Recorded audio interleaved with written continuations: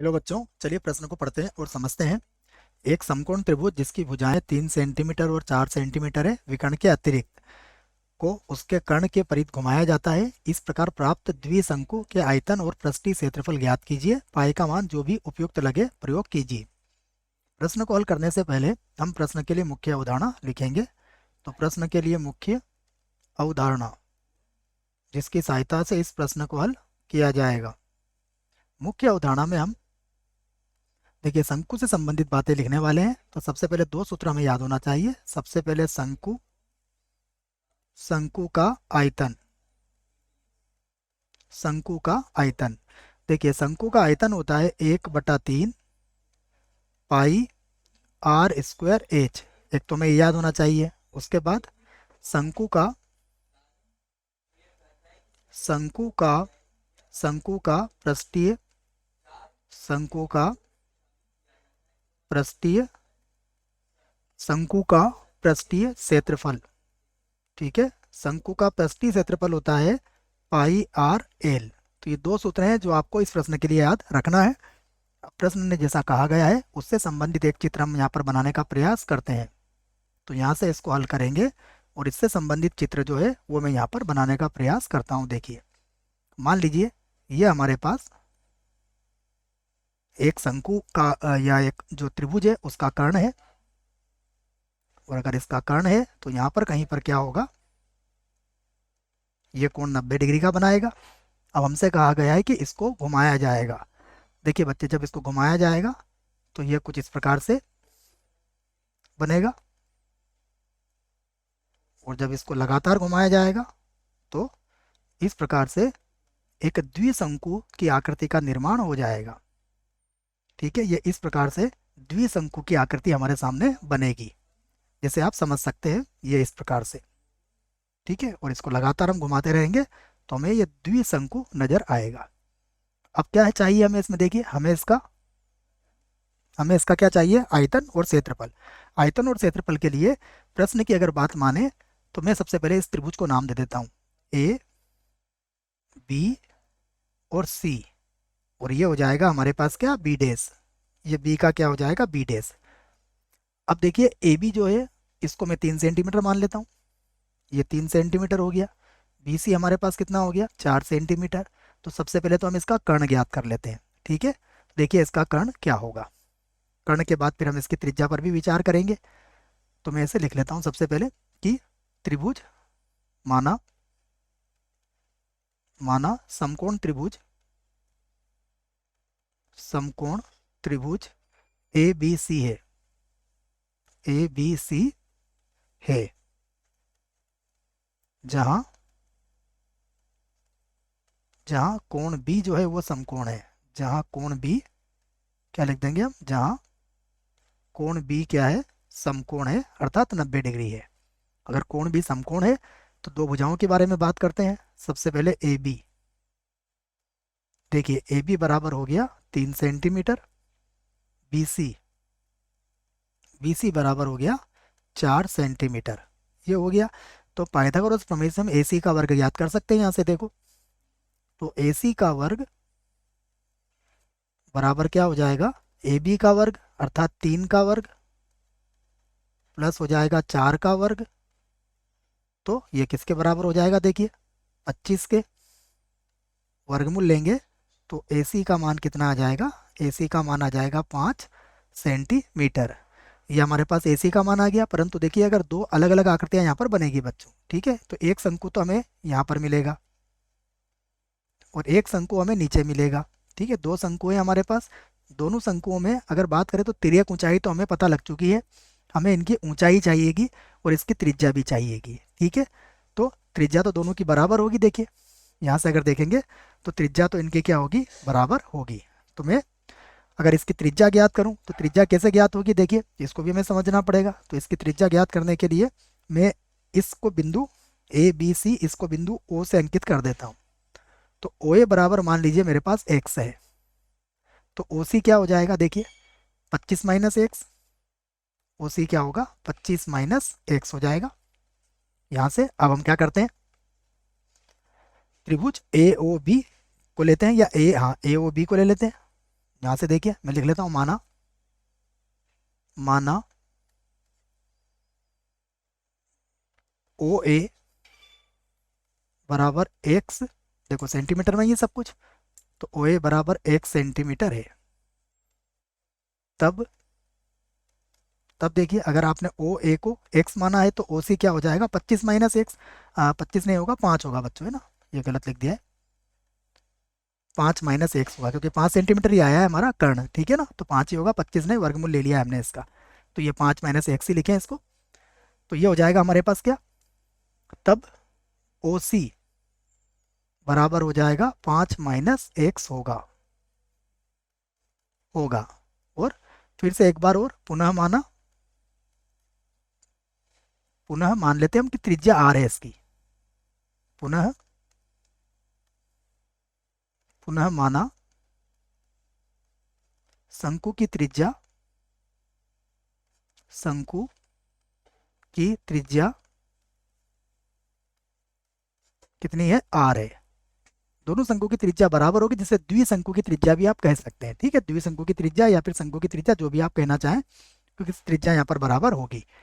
अब देखिए हम बारी बारी से यहाँ पर एक्स और आर का मान ज्ञात करने का प्रयास करेंगे। तो मैं क्या करता हूँ, सबसे पहले एक त्रिभुज लेता हूँ, मैं लूंगा त्रिभुज ए ओ बी में, ठीक है, और एक बार त्रिभुज ले लेंगे हम बी ओ सी में, और इनकी सहायता से हम इन मानों को ज्ञात करेंगे। तो मैं त्रिभुज ए ओ बी ले रहा हूँ अब। तो समकोण त्रिभुज ए ओ बी में, ए ओ बी में देखिए अगर हम इसकी बात करेंगे तो इसमें हो जाएगा ओ ए का वर्ग प्लस ओ बी का वर्ग, ओ ए का वर्ग, ओ ए का वर्ग प्लस हो जाएगा ओ बी का वर्ग, ओ बी का वर्ग, और ये दोनों का योगफल किसके बराबर हो जाएगा, ए बी के वर्ग के। तो ये हो जाएगा ए बी का वर्ग। ओ ए का वर्ग किसके बराबर होगा, एक्स के वर्ग के बराबर, तो ये हो गया एक्स का वर्ग प्लस ये हो गया आर का वर्ग बराबर, यहाँ देखिएगा 3 का वर्ग कितना हो जाएगा, 9। इसे बना देते हैं समीकरण नंबर 1।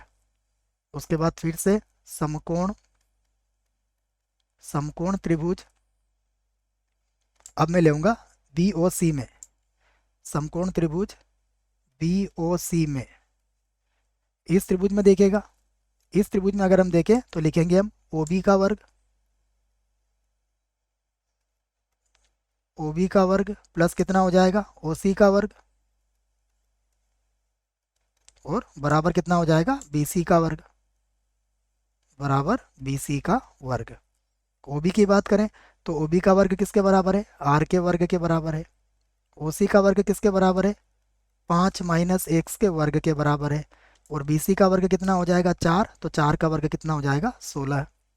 इसको हम सूत्र से खोल सकते हैं, तो ये होगा आर का वर्ग प्लस ये हो जाएगा 5 का वर्ग, 25 - 10 एक्स हो जाएगा, प्लस हो जाएगा एक्स का वर्ग बराबर कितना हो जाएगा, 16। एक्स का वर्ग और आर का वर्ग किसके बराबर होगा, 9 के बराबर, तो ये हो जाएगा 9 + 25 माइनस का हो जाएगा 10 एक्स बराबर हो जाएगा 16। यहाँ पर हमने समीकरण 1 से मान रखा है, ये भी हम लिख देंगे कि हमने समीकरण नंबर 1 से ये मान रखा है। 25 और 9 को बराबर किधर ले आते हैं, देखेंगे कितना बचेगा। देखिए माइनस का 10 एक्स, यहाँ पर 16 में से 25 घटा देंगे तो 9 बचेगा, 9 और 9 18 हो जाएगा माइनस का, ये हो गया माइनस का 18, अर्थात एक्स का मान कितना आ जाएगा, माइनस से माइनस कट जाएगा, एक्स का मान आ जाएगा 9/5। ये हमारे पास किसका मान आया है, एक्स का मान आया है 9/5, ठीक है। अभी जो एक्स का मान आया है इसकी सहायता से हम किसका मान निकाल सकते हैं, आर का मान भी ज्ञात कर सकते हैं। तो मैं समीकरण नंबर 1 में ये मान रख लेता हूँ, समीकरण 1 से, और समीकरण नंबर 1 से हम आर का मान ज्ञात कर लेंगे, ठीक है। तो क्या है हमारे पास समीकरण नंबर 1, देखिए एक्स का वर्ग, तो एक्स का वर्ग कितना हो जाएगा, 81 बटे में आ गया 25 प्लस होगा आर का वर्ग बराबर कितना है, 9। तो 81/25 को बराबर किधर ले आता हूँ मैं, तो आर का वर्ग बराबर हो जाएगा 9 - 81/25, ठीक है। तो आर का वर्ग 25 नमा के 225 होगा, 225 माइनस 81 बटे में कितना है 25। ठीक है, तो 225 में से किसे घटाएंगे हम 81 को, तो 5 में से 1 गया 4, इधर 12 में से 8 गया 4, और यहाँ बचेगा 1, तो 144 हो जाएगा ये। तो ये हो जाएगा r का वर्ग बराबर 144, और बटे में कितना आ गया 25, तो वर्गमूल ले लीजिए इसका, तो r का मान हो जाएगा 12/5। तो हमें r का मान भी आ चुका है। अब हमें क्या करना है, अब हमें सबसे पहले क्या पूछा गया है देख लेते हैं। सबसे पहले हमसे पूछा गया है इसका द्विशंकु का आयतन। तो पहले आयतन ज्ञात करेंगे, तो यहाँ लिख लेते हैं हम द्विशंकु का आयतन। द्विशंकु द्विशंकु का आयतन।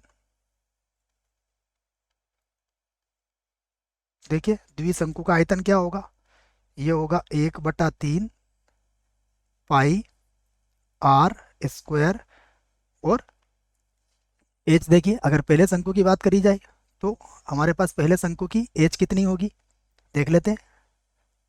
यहाँ से पहले शंकु की h हमारे पास क्या है x है, तो यहाँ पर x लिख लेंगे हम, और दूसरे शंकु की कितनी है 5 माइनस x है। ठीक है, एक की x ले ली हमने और एक की 5 माइनस x लिए, तो यहाँ पे लिख देंगे हम x, और प्लस ये हो जाएगा 1/3, यहाँ पर हो जाएगा पाई r स्क्वायर, इसकी कितनी हो जाएगी 5 माइनस x हो जाएगी।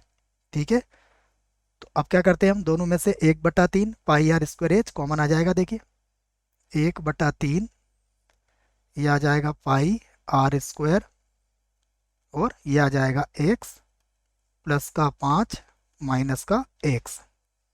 तो यहाँ से ये तो हो गए, x से x कट जाएगा, तो ये हो गया 1/3, उसके बाद है पाई, और अब देखिए r का मान कितना है हमारे पास, पाई का मान भी आप चाहो तो रख सकते हो 22/7, ज़्यादा अच्छा रहेगा, रख ही लो आप। ठीक है, पाई का मान कितना रख लेते हैं हम 22/7, तो ये रख दिया हमने 22 बटे में आ जाएगा 7, गुणा r का वर्ग कितना हो जाएगा 144, और बटे में कितना आ जाएगा 25। ठीक है, यहाँ x के x कटी गया, तो हमारे पास बच गया यहाँ पर 5, 5 के पढ़े से काट दीजिए इसको, तो ये हो जाएगा 22 गुणा 144 बटा ये हो जाएगा 7 या 21, और 21 पंजे हो जाएगा 105। ये हमारे पास एक बार देख लेते हैं, और हाँ 105। ठीक है, अब 105 से इसको भाग लगाते हैं बच्चों, देखें क्या आता है। तो भाग लगाने पर ये आ जाएगा 30.171 171, और ये हो जाएगा घन सेंटीमीटर, घन सेंटीमीटर। तो ये हमारे प्रश्न का क्या है, एक उत्तर आ चुका है। अब हम इसका क्षेत्रफल ज्ञात करेंगे, तो लिख लेते हैं द्विशंकु का पृष्ठीय क्षेत्रफल। यहाँ पर लिख लेते हैं द्विशंकु द्विशंकु का पृष्ठीय क्षेत्रफल, द्विशंकु का पृष्ठीय क्षेत्रफल। देखिए द्विशंकु का पृष्ठीय क्षेत्रफल क्या होगा, पहले शंकु का पृष्ठीय क्षेत्रफल लिख लेता हूँ। यहाँ पर मैं सबसे पहले आपको चित्र समझा देता हूँ। देखिए पृष्ठीय क्षेत्रफल क्या होता है, पाई r l। तो यहाँ पर अगर बात करेंगे तो ये पाई, यहाँ पर r हमने ज्ञात कर ही लिया है, और l का मान क्या होगा, इसके लिए 3 होगा और नीचे वाले के लिए 4 होगा। ठीक है, तो पाई r l ये सूत्र होता है इसका, तो मैं लिख देता हूँ इसको यहाँ पर, पाई r l का मान कितना होगा 3, प्लस दूसरे के लिए क्या होगा, पाई r l का मान कितना होगा 4। ठीक है, 3 और 4 ये तिर्यक ऊंचाइयां हैं शंकु के लिए, तो ये हो जाएगा हमारे पास 4। अब यहाँ पर अगर दोनों में से देखोगे आप तो पाई 3 पाई r और 4 पाई r कितना हो जाएगा, पाई r गुणा 7। अब पाई का मान तो रख दिया आपने 22/7, r का मान आपने कितना ज्ञात कर रखा है, देखो r का मान है आपके पास 12/5, तो 12 बटे में कितना आ जाएगा 5, गुणा हो जाएगा 7। तो यहाँ पर 7 से 7 भी कट गया, देखो 12 को 2 से 22 से गुणा कर लो, तो ये हो जाएगा 24 के 4, 24 25 26, और बटे में कितना आ जाएगा 5। तो चाहो तो 2/2 से गुणा करके नीचे 10 लेके आ जाओ।